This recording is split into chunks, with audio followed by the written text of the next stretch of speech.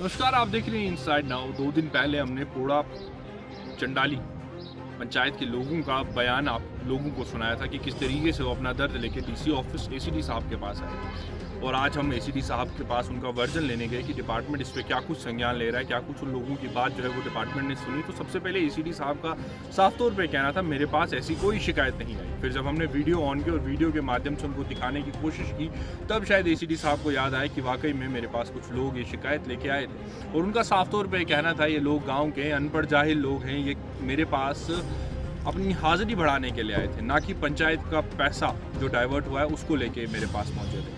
अब सोचने वाली बात ये है, अगर गांव से लोग जो है वो आपके पास शिकायत लेके आ रहे हैं तो उनको अनपढ़ जाहिल कहना किस हद तक सही है। पहली चीज़, अगर आपके पास कोई व्यक्ति अपना दर्द लेके आ रहा है, बिकॉज अब एक डिपार्टमेंट के ऑफिसर हो और हाईली रैंक्ड ऑफिसर अगर आप हो, अगर आप डिपार्टमेंट जो है वो संभाल रहे हैं, तो लोग आपके पास शिकायत के लिए आएंगे।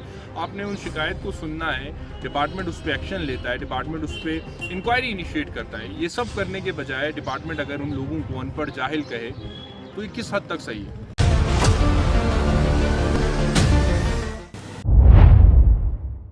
हाल ही में पोदा चंदेल के कई स्थानीय लोग अपनी शिकायत लेकर एसीडी साहब के पास पहुंचे, जहां उन्होंने आरोप लगाया कि स्किल्ड पेमेंट्स में बड़ी गड़बड़ी हो रही है। और सबसे चौंकाने वाली बात ये है कि एक पंचायत का पैसा दूसरी पंचायत में ट्रांसफर किया गया है। इन आरोपों को लेकर इनसाइड नाउ ने जमीनी हकीकत दिखाते हुए खबर को प्रमुखता से उठाया और फिर हमने कोशिश की कि इस पूरे मामले पर विभाग का पक्ष भी सामने आए।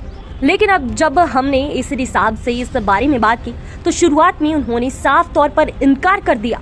उन्होंने कहा कि ऐसी कोई शिकायत उनके पास ही नहीं आई है। और लेकिन कहानी सिर्फ यहाँ खत्म नहीं होती।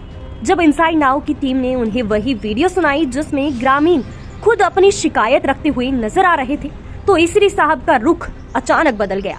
उन्होंने न सिर्फ शिकायतों को खारिज किया बल्कि गांव के लोगों पर ही सवाल खड़े कर दिए। एसीडी साहब के मुताबिक ये लोग अनपढ़ हैं, जाहिल हैं और झूठ बोल रहे हैं। इतना ही नहीं, उन्होंने ये भी दावा किया कि ये लोग उनके पास फेक हाजिरी लगवाने के लिए आए थे।